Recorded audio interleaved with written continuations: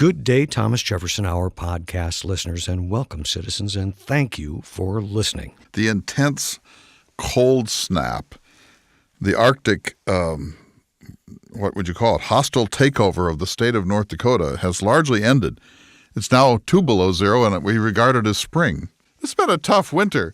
It was a fun show this week. I really enjoyed Mr. Jefferson. He was like on the mark this week talking about the Constitution. You know, you have to be careful when you go to Mr. Jefferson, and it's very important that you start the conversation respectfully and hopefully a pleasantry. If you can get him to talk a bit about his gardens or Monticello, it paves the way for a smoother conversation when it's off of his favorite topics.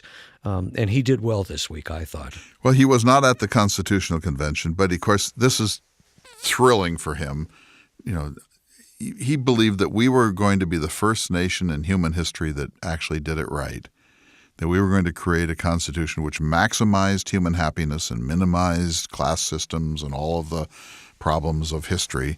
And so he took a very fascinated role in all of this, but he wasn't there. He was in Europe, and so he's watching from a distance. They have a gag rule. He doesn't really know what's going on. He's always frightened that people are going to make mistakes. But he's quick to advise Madison, isn't he? Not during the process, but as soon as he got the copy, once the convention was over, Madison and Franklin and Washington each sent Jefferson copies of the new Constitution, and he immediately thought, oh my goodness, they've gone way too far here. We've got to pull back towards state sovereignty, and we got to limit terms, and we got to. He was very concerned about that they had gone too far towards strengthening the federal authority. That's exactly what Jefferson was most frightened of, and that's exactly what they had done. See, what happened was that Jefferson, this is the rap against Jefferson.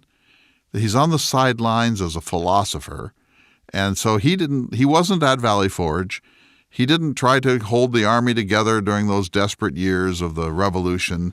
He didn't try to requisition hay and naval stores and horses and wagons and so on. He was on the side. He had his own struggles as the governor of Virginia, but he didn't have to live through that. And the people who did said, nuts to militias, nuts to states' rights. We barely survived this crisis. We need a stronger government, and they couldn't get it because these individual states, as always, then and now, don't want to give up any of their existing authority. And so finally, things got so bad that the Constitutional Convention came, and the first thing that the founders did was toss out the Articles of Confederation. They didn't amend them at all. They just junked them and started over. And Jefferson is watching with fascination from a long, he may as well have been on Mars. And when he reads the result, he thinks, pretty good, but it's a little too strong. It's a little too centralized. We need a Bill of Rights. And maybe his greatest achievement in this regard was insisting on a Bill of Rights, and by doing so, he helped persuade people like Madison that that was a good thing to do. We hope you enjoy this first of 2 programs talking about the Constitution, asking President Jefferson listener questions about the Constitution. But to move on and towards the show, I need to bring something up. Uh-oh. The issue of us doing podcast intros has come up again. Well, who says what? Well, I don't have the gentleman's name in front of me, but it was kind of just like, do you really need to do that? You know, tell us everything you're going to talk about and sort of ruin the show. Couldn't you is this Chrysler or is this somebody else? No, somebody else. And could you keep it at a specific time so I know that I could fast forward past it? Wow. But then, of course, our good friend Rick Kennerly came to bat and defended us. And I like this part because, you know what? We should have a way to fast forward because some people just want to get on with the show. But I have to be way more careful on the program than I am on the podcast. This is a chance to kind of debrief and think about it and add some things that we couldn't get to and to have second thoughts. You know, it wasn't that long ago. I think it was last summer. A gentleman drove here from South Dakota. He was from Germany, Mike Kreinhop. And Mike said, you know, the only thing I don't like about your show are those music interludes between segments. Does not like them. We cut them. They're out. Yeah, they've been out for a long time. Well, think of the power of the people. Nobody said boo. So we like to listen. Well, listen, I'm going to be unapologetic. People, I get it. But on the other hand, I think this is where we can be a little more playful. Well, this is where we can make some maybe announcements we could about cultural compromise tours. and make them shorter. I can beg for ukuleles and other gifts. We have to talk about I love that my too. gifts. But Send before gifts. we do go to the show, I want to give you an opportunity to talk about Mr. Steinbeck. So last chance on Steinbeck. So March 2 through 8th. That's coming right up. I'll tell you what, David, I have been working so hard on this. I have reread East of Eden. I know your spouse is now reading East of my Eden. favorite reader. Last night, I sat down and finished Cannery Row in a single setting. Oh, that's a good way to read. It's That's about not that my long of a fifth book. time through that. It's short, but You got me beat there. Then I read Winter of Our Discontent, which I had never read before. Wow. I'm going to read The Red Pony tonight, and then The Wayward Bus. Have you read that? I have not. Have you? No, but I have it in an old copy. It's not regarded as one of his best, but I'm trying to read everything. And then at the end, just before March 2nd, when we gather in Monterey for this unbelievable tour, I'm so excited about it. Just before that, I'm going to reread the Book of Books, The Grapes of Wrath, but not until the end. And lastly, I will just say, if you enjoy this program, If you send money. we really gifts to appreciate Clay, your support. If you would go to jeffersonhour.com, Clay gifts. you can find out all sorts of stuff about the program. We have episodes posted there. You can support the show by becoming a 1776 Club member. It's not very expensive. You can sort of pledge what you want, I think, and you'll have access to more Jefferson Hours than you can possibly imagine. Or want. And if nothing else, you can support the show just by writing us. Go to our Facebook Leave page. your ranch. Go to Leave your jeffersonhour.com. house. Send us a comment, Pontoon boat. a correction, whatever you Thoughts, wish. suggestions. Yeah, and that to us means a great deal. So thanks for listening, and let's go to the show. Let's go to the show. Good day, citizens, and welcome to the Thomas Jefferson Hour, your weekly conversation with President Thomas Jefferson. Mr. Jefferson is portrayed by the award-winning humanities scholar and author Clay Jenkinson. I'm your host, David Swenson, but seated across from me now is President Thomas Jefferson. Good to see you today, sir. Good day to you, my dear citizen. Mr. President, with your approval, I have chosen a subject of conversation this week, and that is the Constitution. So I apologize for not beginning with a pleasantry about Monticello, your gardens, although I do have one note about the gardens at Monticello, if I might. What might that be, sir? Well, sir, there's a wonderful woman by the name of Pat Brodowski who has been named the chief gardener at Monticello. And today, sir, is her birthday, and I thought you might join in wishing her a happy birthday, sir. I don't normally celebrate birthdays because they seem so arbitrary. Everyone has to be born sometime, but I understand that she is doing important work to keep up the husbandry of my gardens at Monticello, and anyone who's engaged in that work must be a happy person and must be spreading happiness around to her entire world. Yes, her hands are in the soil every day, I believe, sir. Well, those who labor in the earth are the chosen people of God, and I can't imagine anywhere on earth where it would be more pleasurable to grow flowers and vegetables and fruit than in that perfect place, Monticello, which is in the South Mountains in the foothills of the Appalachians, and 44 inches of rain per year, and beautiful soil, extraordinary views from that garden terrace. I had a huge garden terrace built on the south face of the mountain, and the views from it on any given day must be remarkable. It is a beautiful place I've had the pleasure of visiting. I'm sure you would join with me in encouraging Americans to go see Monticello.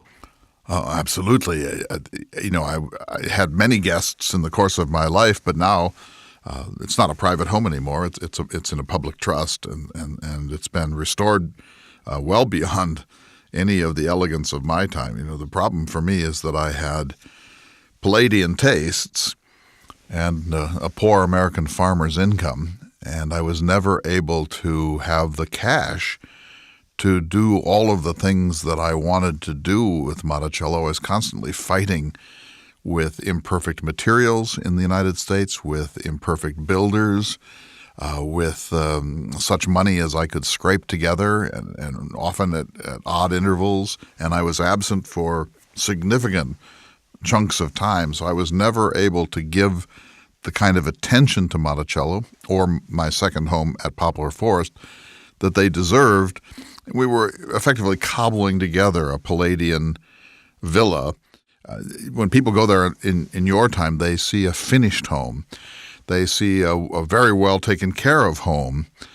That wasn't the case during my lifetime. There was never a time in my lifetime when it was completely finished, and I was never able to maintain it. A place like this requires an enormous amount of routine maintenance of repair work and work on the leaks from the roof and fixing the Chinese railing and the nogging between floors and paint and whitewash and so on and so forth.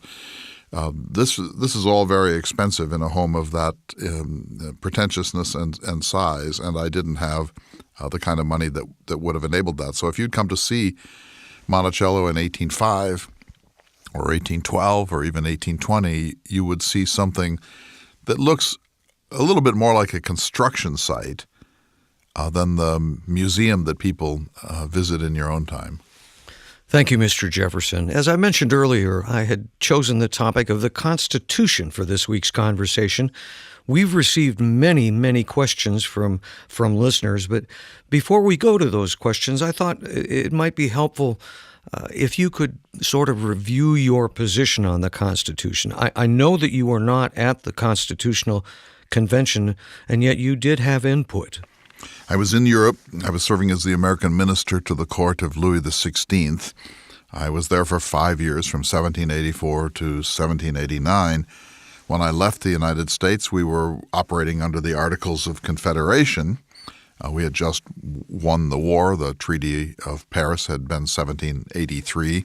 It had doubled the size of our country all the way to the Mississippi River.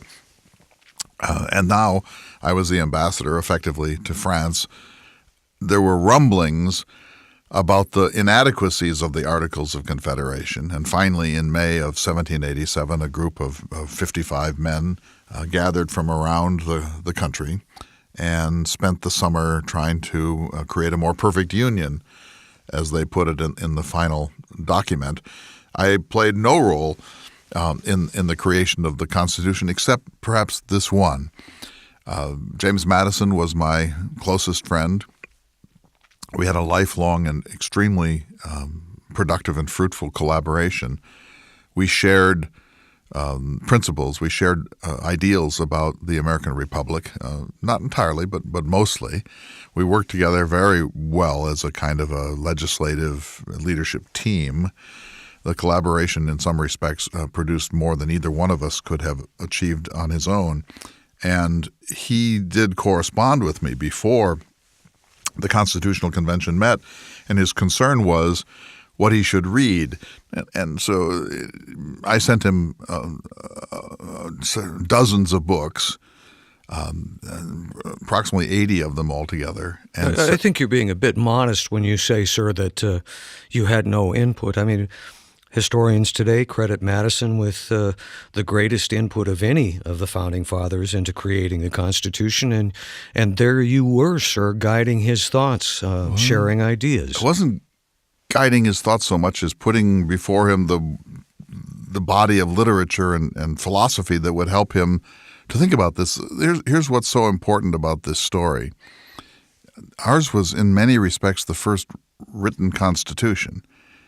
The British Constitution, even in your time, does not exist in written form. It's a set of codes and judicial decisions and pieces of legislation and so on.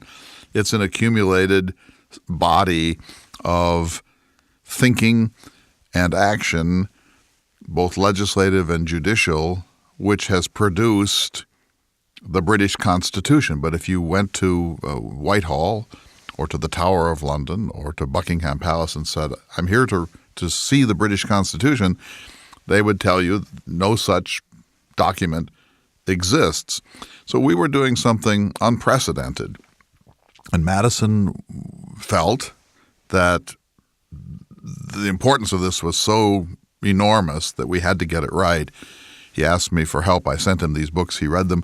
In the end, James Madison became the most important figure at the Constitutional Convention. He's the one who devised the Virginia Plan, although somebody else actually presented it. The Virginia Plan laid down the groundwork for what would later become the set of compromises that led to the Constitution being completed and then ratified. But I will say this, Mr. Madison was interested in a stronger central government than I was. If I had actually been able to influence him, I would have preferred to keep what I called the good old venerable fabric of the Articles of Confederation, and I would have proposed some key amendments to the Articles, but I would not have replaced them with the more centralized and consolidated Constitution that was created. But in your time, sir, I know you had to be cautious.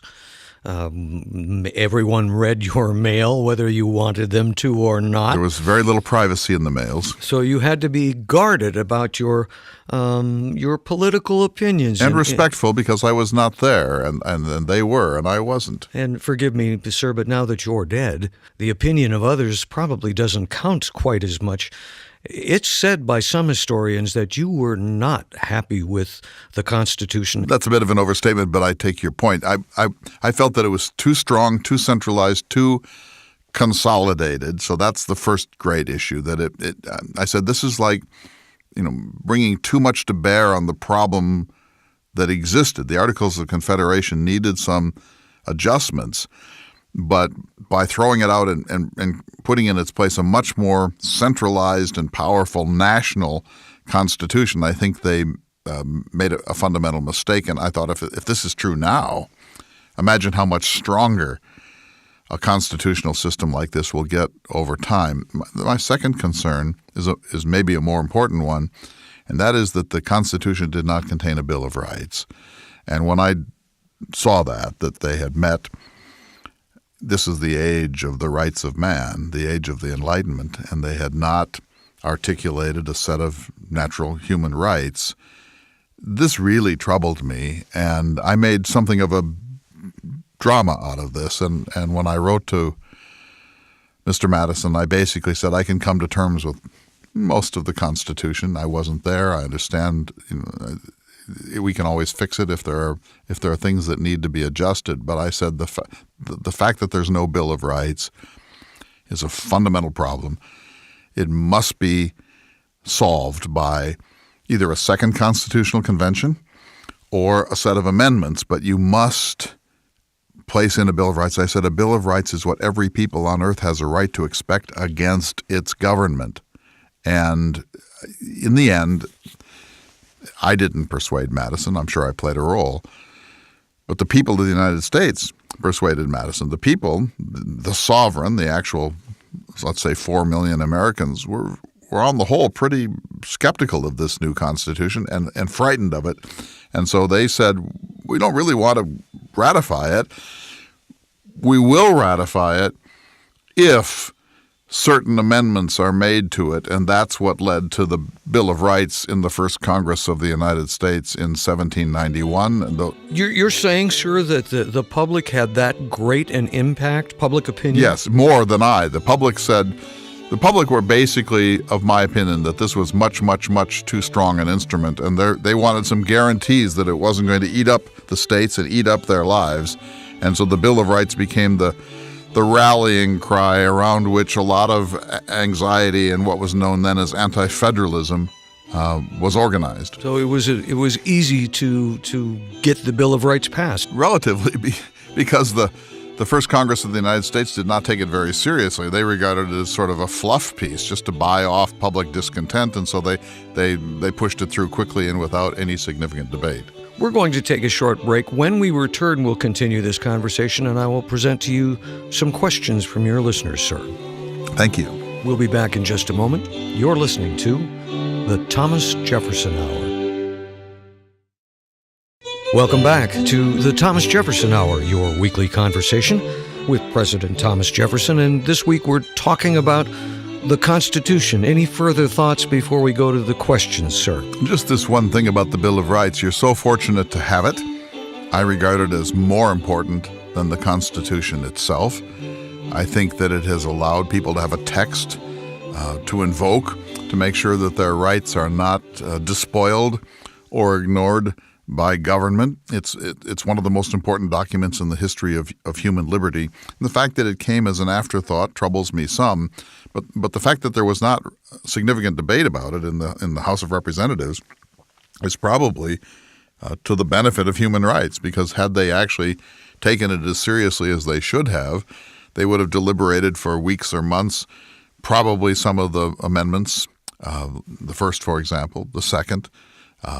Some of them probably would have been watered down in compromise, and those rights would have been less firmly enshrined into the American system than in fact they were.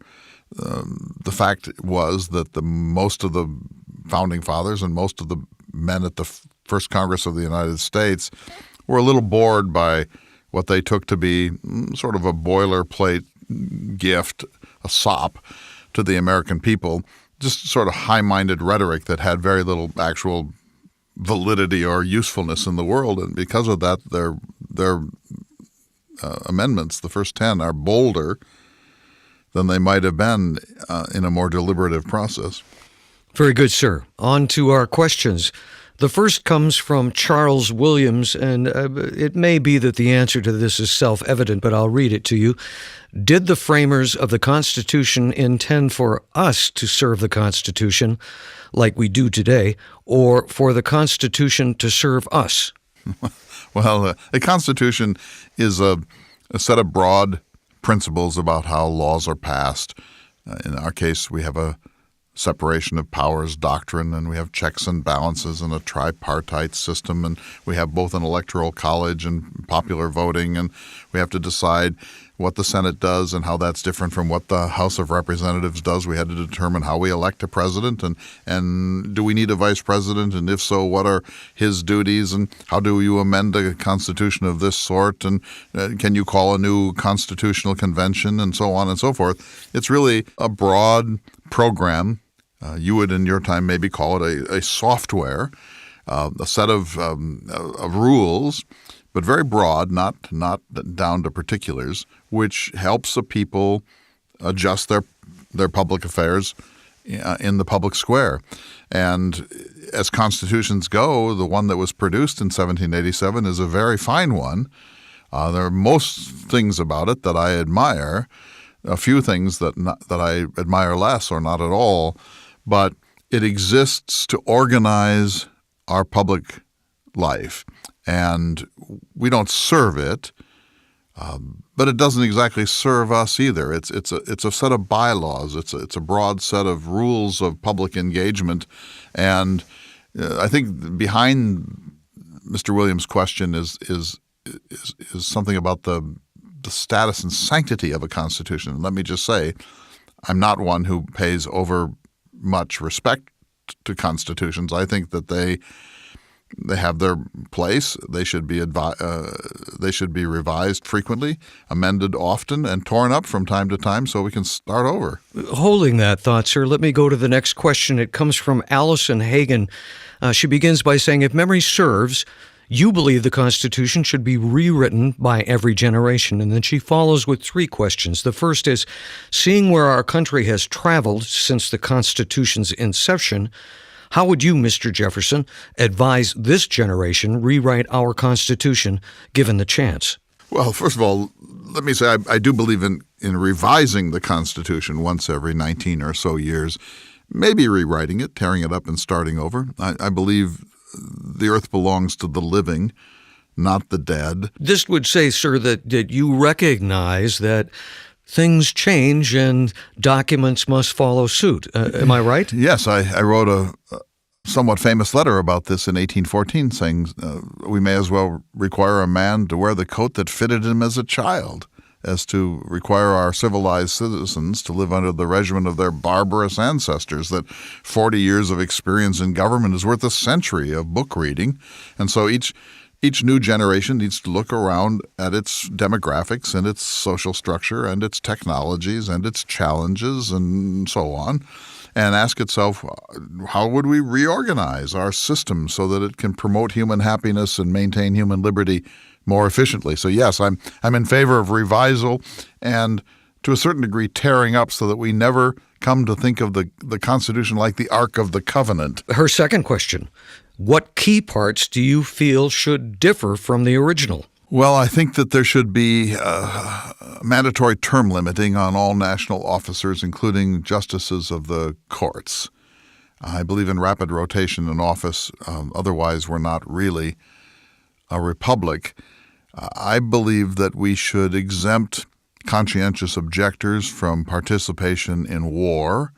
That for our Quaker brethren and others who feel, as a matter of principle, that they cannot take arms against others. They should serve in other capacities during times of emergency. Of course, they still should do some form of national service. I believe that we should require a balanced budget, except in grave emergency, so that under normal circumstances, normal order, as you sometimes put it in your time, there should be a requirement of a balanced budget every year, that we should never spend more than we take in. Mr. Jefferson, you sound quite contemporary. You must be keeping up with the times, sir. These are eternal questions. You know, we looked at the British system. The British were helplessly in debt from their wars and their aristocracy and the orders of the Garter and all the nonsense, giving estates to earls and nobles, and there was a madness. The class system coupled with war fever and a government that spent money that it had no right to have. And so when we saw this, we wanted to protect ourselves from this sort of thing. And in a family, I know these analogies sometimes break down, but in a family you have an income of X.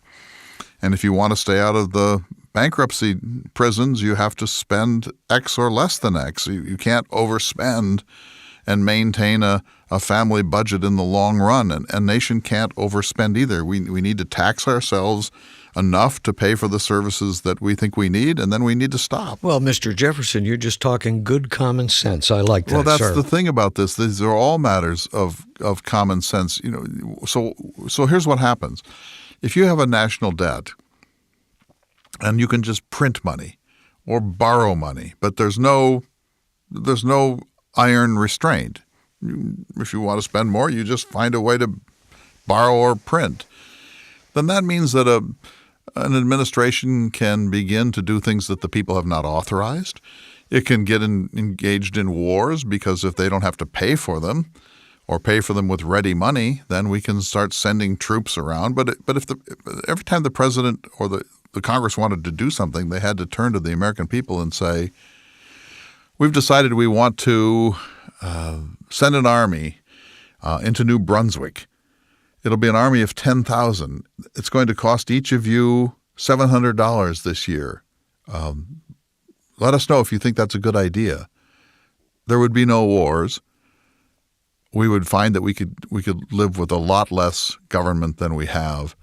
If we had to pay our bills and balance our national budget, we would discover very soon that our wish list is infinite, our resources are finite, our willingness to give most of our money to government is negligible, and that therefore government needs to pare itself down and do only those things which governments must do, not things that it would like to do or that are desirable or good, but those things that government must do. Her final question, how would the group of authors be selected? In other words, how would you select the correct people to rewrite or amend the Constitution? Well, let's say you chose 55 again. There are 55 from a population like an arbitrary number of 3 million in my time. But if let's say 55 or 110, or for that matter 550, however you decided to do it, you're going to have to distill that out of a population of 330 million. And the way to do that is not to let it self-select.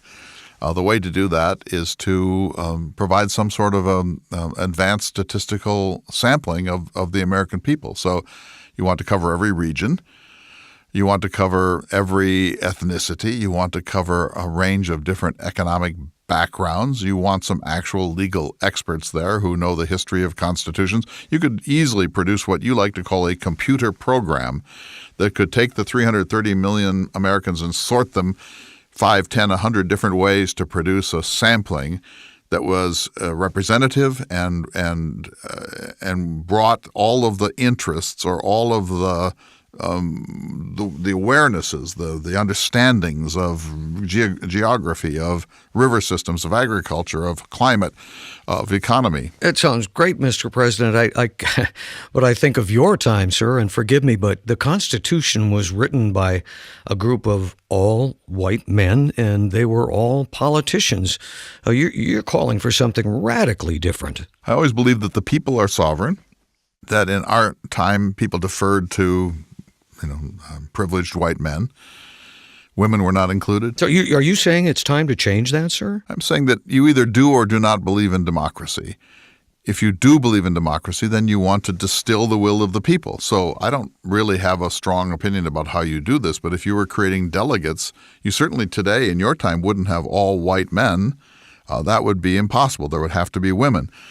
There would have to be African Americans. There would have to be Native Americans. If you start to add up the things that you must do if you're going to have a reasonably representative body of new constitution makers, you would have to bring in elements of your history and your population that were unthinkable in my time, but it would be unthinkable not to include those representatives in your time. Mr. Jefferson, I know that you have always strongly believed in majority rule. I don't think I've ever heard you declare your position as you just did. You're saying the majority must be an equal distribution of the population. Well, look at it in our time. So, we were blinded by certain prejudices. We thought that white men should be the people that created the Constitution. Well, fair enough. But even then, we wanted people from each of the states. We were hoping that there would be people that represented the shipping industry, people that represented agriculture, people that were urban, people that were rural, people that had studied the law, people who were physicians, people who were political theorists or philosophers. And we didn't set this up in order to get that set of founding fathers. It was largely self-selected by other white males of the 13 original colonies and states. But if you believe in democracy, and in your time, that includes women and black people and American Indians and so on. If you believe in democracy, then you have to provide representation that makes the Founding Father group, the Constitution group, in some meaningful way representative of the whole number of citizens. In my time, the whole number of citizens were white men of a certain property base, and from them we drew the Founding Fathers. In your time, the whole number of citizens includes infinitely more than it did in my time. There's no property basis for citizenship in your time. Women are certainly citizens in your time. I believe Native Americans have been citizens since the 1920s. So in your time, the word citizen embraces more of your national population than we could ever have imagined in my time. And as long as that is the population, you must try to in some ways embody it in your constitutional process. Let's move on to another question. This one comes from Robert Hale, and basically he's looking for clarification on Article 5 of the Constitution, which sort of describes a constitutional convention. Can you clarify what Article 5 means and during your time? Maybe what it means during my time? You need to be able to amend. You need to be able to call another constitutional convention. And so all these men, these 55 men, led by James Madison, but with other luminaries, Benjamin Franklin, Alexander Hamilton, George Washington, this was a pretty extraordinary collection of genius. These men met for the summer of 1787 and produced the Constitution. And they all went home thinking, we did it. No one got everything that he wanted, but we wound up producing a pretty good compromise consensus document here. Now we must go get it ratified. And of course, ratification came pretty quickly. But that can't be the last word. That Constitution was written by men in a 3-mile-per-hour world. Our population was already exploding. Steam power was beginning to be understood and applied to steam engines. We could see that the future was going to be breathtaking. We knew that this original Constitution was either going to need to be superseded or it was going to need to be amended periodically. So you had a long enough view, foresight at that time, the men who wrote it, to say, we know we got some things wrong. and here's a mechanism by which to amend it. Is that correct? Yes. Well, I don't know that they would have necessarily said we got some things wrong, but they did understand that we'll inevitably have to amend as circumstances change, and therefore let's have the actual formula for that. And so I can just read it to you. The Congress, whenever 2/3 of both houses, that's the Senate and the House, shall vote it, can propose amendments to the Constitution. Or 2/3 of the states can petition the national government for amendments. They can also call a convention for proposing those amendments, which will be valid in all intents and purposes. In other words, it will become the official law of the land once ratified by 3/4 of the several states, or by conventions in 3/4 of the states. I don't know if many Americans recognize that if 2/3 of the states, not the House or the Senate, but if 2/3 of the states bind together and call for changes, they can do it through that mechanism. Indeed. So that if in your time you have 50 states, so if 3/4 of those states passed resolutions saying we demand a constitutional convention, then the Congress has to create one. And it wouldn't even have to be by Congress because the sovereign has now spoken. They could create it in some other way, but almost certainly it would be done by Congress. Or we can amend the Constitution if the House of Representatives and the Senate, each by a 2/3 majority, vote for an amendment, then it goes to the people. Well, you must have approved of this, Mr. Jefferson. I do. So the thing about this is that you want the Constitution to be capable of being amended. You don't want there to be frivolous, temporary amendments that just pass through the culture when there's a whim or a fad or a concern.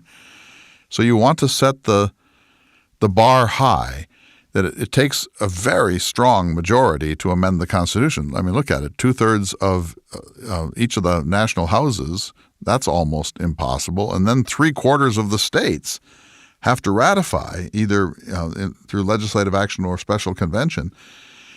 So trying to get 3/4 of the states to agree to an amendment is exceedingly difficult, and maybe too difficult. You haven't, in my opinion, had as many amendments as you probably needed to have by now, but you don't want to make it too easy either. And so if you were now revising your Constitution, you might want to ask yourself, what's the right trigger? Should it be 3/4? Maybe it should be 3/5 or 2/5 or 1/5. I don't know. You'd have to decide, but you need to play with the trigger so that amendments can pass when they need to be passed, but frivolous amendments or things that are not of substance don't wind up clogging your system. We need to take a short break, Mr. President, but in general, do you feel the Constitution has served us well, sir? Yes, I think it is one of the best constitutions ever devised, and I believe that it has served the American people well, but I am not one of those who regards it as sacred and untouchable. Thank you very much, Mr. Jefferson. You are most welcome, sir. Sir, we need to take a short break, but we'll be back in just a moment. You're listening to the Thomas Jefferson Hour. And welcome back to the Thomas Jefferson Hour. I'm Clay Jenkinson, and across from me, here in the New Enlightenment Radio Network barn, is Mr. David Swenson, who is best known as the semi-permanent guest host of the Thomas Jefferson Hour. That would be me. It was just a pleasure to talk to Mr. Jefferson this week, and a very informative conversation. He seemed fairly contemporary, a lot of this conversation this week. He's keeping up with current events, I think. Well, the work of the humanities in this case, these sort of Chautauqua presentations where somebody dresses up as a figure from the past, there are really two ways to go about that, David. One is to try to be scripted and rigorously in character so that you know what they knew and know nothing that they didn't. And there's a real virtue to that. I have a lot of respect for that model.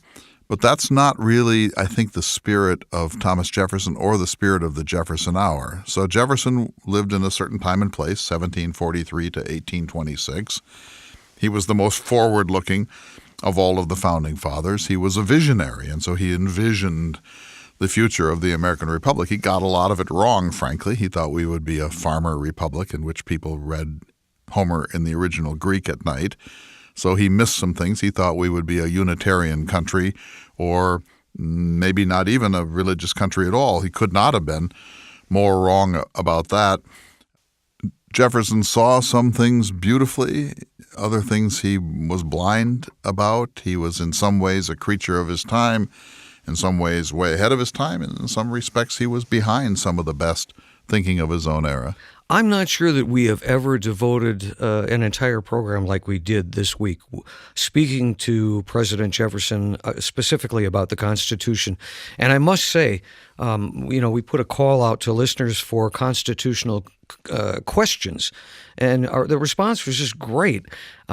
We talked during the break how we didn't really get through as many of the questions as we wanted. And I know we had talked about doing a book club show next week about the Constitution Today, the Amar book. But with your permission, I'd like to bring Mr. Jefferson back next week to pick up this line of questioning. I think we continue. In a sense, we are talking about the Constitution today. So yeah. It's an indirect way of addressing Akil Reed Amar's book on the United States Constitution in our own time. I guess the point I'm trying to make is that the Founding Fathers said they were searching for a more perfect union. Jefferson found some faults with the Constitution that was created in 1787. He found very large portions that he admired. I've heard that he really did not like it. Is that historically accurate? That's not really true. It is, well, that's what he said. Well, he didn't. He said that there were things he really liked, and that was the bulk of it. Then there are things he really, really didn't like: the lack of a Bill of Rights, the perpetual reelectability of national officers, and so on. So it's really just unfair to take a general view and attitude. It's more nuanced than that. He was upset because he felt that the Articles of Confederation were better because they were really a collection of sovereign states, and he was edgy about this idea of absorbing the states into a national consolidated union. That really worried him. He fretted about that. No, that's the argument against too much central power. Right. And he worried about that because he knew this is the problem in human culture. Yeah, it makes me wonder. I'm reading, I think it was the fifth clause of the Article 5 or whatever it was, about how states could band together, and if there were 2/3 or 3/4 of them, they could call a constitutional convention. We talk in our modern times about how Congress has sort of abrogated its power. They've lost their power. They've allowed it to be taken away from them by other branches of government. How powerful are the states under the Constitution? Well, that's the thing about it. So they're only as powerful as they get away with.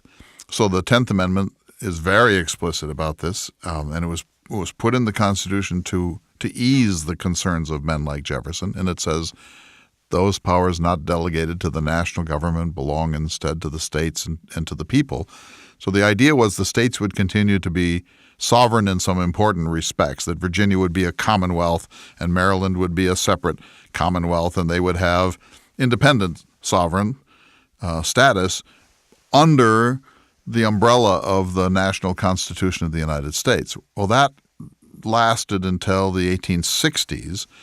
The Civil War shattered that arrangement, and after the Civil War, the 14th Amendment particularly, which has its clauses about equal protections. In other words, that what is true for the United States must be true throughout the United States, and these protections can't be selected or deselected by individual states at their whim, that there has to be a uniform standard of basic human rights and treatment under our Constitution. The 14th Amendment essentially cancels portions of the 10th Amendment and creates a more consolidated national government than before. Well, for good reason, David. We had just been through the cataclysm of the Civil War where 800,000 people were killed. It was about slavery and race, among other things, but it was also about state sovereignty. And afterwards, the United States, the victors, that is the Union, the North, I guess we're all victors in a sense, but the victors then created this new set of amendments, the 13th, 14th, and 15th Amendments, which effectively change the nature of the Constitution and consolidate the national authority in a much profounder way than ever before. So that's sort of the history of this. Jefferson fretted about this. He was on the wrong side of history, to become the great nation that we now are, sort of Theodore Roosevelt's nation or Lyndon Johnson's nation or Ronald Reagan's nation or Donald Trump's nation. We had to do a lot of things that would have really irked anti-federalist, liberty-loving people like Thomas Jefferson. This is exactly what they most feared. Before we go to this week's essay, there's a few questions that we got via the Thomas Jefferson Hour Facebook page. One comes in from Laura J. Schmidt, Doctor, and she's asking about, if there's parts of the Constitution that are written in stone that cannot be changed, or if the entire thing is open to interpretation. How would you answer that? Well, I can answer it sort of the way Jefferson would answer it, that the parts that enshrine human rights are untouchable. You can clarify them and adjust them a little, but right to freedom of speech, freedom of religion, freedom to protest, freedom of assembly, to be immune from having to self-incriminate yourself, the right to a speedy trial, that there can be no ex post facto laws, there can be no titles of nobility in the United States, there can be no religious test for high office. Those things, Jefferson would say, are eternal. If anything, they should be given exclamation points after each one, or clarified to make them even stronger in the 21st century than they were in the late 18th century. So Jefferson would say that the things that are most important about the Constitution are untouchable, and they should be set deeper into marble and concrete than ever before. But other things like, do we need an electoral college? How do you veto a bill? How do you override a veto? What is a quorum? Those sorts of questions. How do electors meet in November of an election year? That those questions are just procedural questions, and you, Jefferson, I think, would say there probably are much more inventive and democratic ways to go about procedure in the 21st century than was possible in his own time. In his own time, news traveled very slowly. The infrastructure of communication was primitive, even barbaric.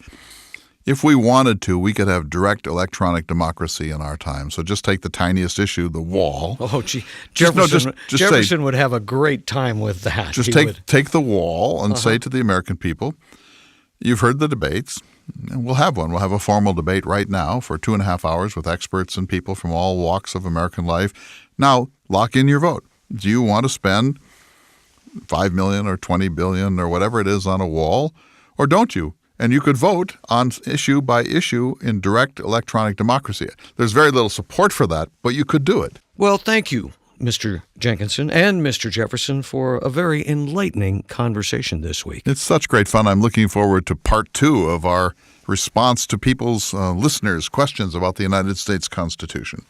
And we've gotten so many good questions. If you'd like to ask a question, go to jeffersonhour.com. You can find out all sorts of information about the show. You can support the show, or go to the Facebook page, The Thomas Jefferson Hour, and send us your questions. We'll try to present them to President Jefferson. But now, sir, it is time for this week's Jefferson Watch. Thank you, David. The American people regard the United States Constitution as a sacred document, even though Jefferson specifically asked us not to, and historically we have been very reluctant to tamper with it. Too bad, because it is badly in need of fundamental revision. Our constitutional order has broken down. After years of thinking about this, I offer the following amendments. The Electoral College must go. Whoever wins the popular vote should be president. The Electoral College was created in 1787 to take the actual election of the president out of the hands of the people. It did just that in 2016. Hillary Clinton won the popular vote by a majority of 3 million, but the Byzantine workings of the Electoral College made Donald Trump president instead. I'm not contesting his election. But what if she had won the popular vote by 10 million votes? What about 20 million? The American people are soon going to tire of this fossil of anti-democratic anxiety entailed on us by the Founding Fathers. In 1913, the Constitution was amended to permit direct election of senators. They were previously chosen by state legislatures. It's time to amend the Constitution to permit direct election of presidents. It's also time to revisit the great compromise that gave us proportional representation in the House of Representatives and identical representation in the Senate. California's population has now reached 40 million. Wyoming has 577,737 people. And yet they both get 2 U.S. senators. How can that be fair or democratic? California has 70 times more population than Wyoming. If you add up the populations of the 10 least populated states, it comes to 9.3 million. Those 10 states get 20 U.S. senators, and yet their total population is only a quarter of the population of California, which gets 2 senators. Why should my beloved North Dakota, with 760,000 people, have the same number of senators as New York's 20 million people, or Texas's 28 million? It's not fair, but more importantly, it does not make for good government. It's going to be expensive, but we need to move to public financing of all national elections and an outright ban on political action committees and their ilk, also on all mechanisms and maneuvers by which powerful individuals and giant corporations control American policy. We should begin by overturning the Supreme Court's appalling 2010 Citizens United decision that opened up the sluice gates to unlimited money interference in American elections. Each presidential candidate should get an identical X million of dollars to spend, period, and any attempts to violate that ceiling should be met by mandatory jail terms for the top campaign staff. A series of 3 to 10 presidential debates should be publicly funded and broadcast by every news entity. Political ads would simply be banned altogether. This would revolutionize our elections. People would wake up and listen carefully to those presidential debates. Life tenure in our judicial system would be okay if each side did not attempt to pack the courts with young ideologues. We need to create a nonpartisan vetting commission to provide the president a slate of 10 or 20 of the best qualified jurists in the United States, distinguished for their learning, judicial temperament, character, administrative mastery, nonpartisanship, and independence of thought. There would be an emphasis on diversity, young and old, male and female, Jew and Gentile and Muslim, black, white, Asian, Hispanic, Native American. When an opening occurs on the Supreme Court, the president would choose from the confines of that list. Both parties now have litmus tests, though they deny it. Judicial nomination has become far more political than judicial. In fact, politics should have nothing to do with it. It's unfair to the nominees, and it does not create the kind of brilliantly unpredictable Supreme Court justices we should want in a free society. I believe we should eliminate life tenure altogether and establish mandatory retirement at every level of the U.S. judicial system after 20 years on the bench. No non-elected individual should serve for life in our republic. The war powers doctrine needs to be re-examined. The founders were clear that questions of war and taxes must begin in the House of Representatives because that is the branch closest to the will of the people. We need to make it impossible for any president to commit troops anywhere in the world without explicit congressional approval, except when American citizens or troops are under attack and there is no opportunity to convene Congress before responding. We should create a permanent bipartisan Congressional War Powers Committee that must sign off when the president takes emergency measures, even in an international crisis. The principle that the executive must not arrogate to himself the war powers of the Constitution should be strengthened in a way that provides both flexibility and a return to legislative supremacy. We need to pass a constitutional amendment requiring members of Congress, the staff of the executive branch, and all other federal operatives to be subject to every law they pass for the rest of us. There must be no exemptions for members of Congress. They must be 100% subject to every law they pass. Furthermore, their salary should drop by $5,000 per day for every day they shut down the American government, and their salary should be docked $1,000 per day for every day they have missed the annual self-imposed deadline to pass a congressional budget. The presidential pardon power should be repealed, even before it began to be seriously abused by men like Bill Clinton. Remember the Mark Rich pardon? It was a little fossil of monarchism that has no place in a society that says it honors laws, not men.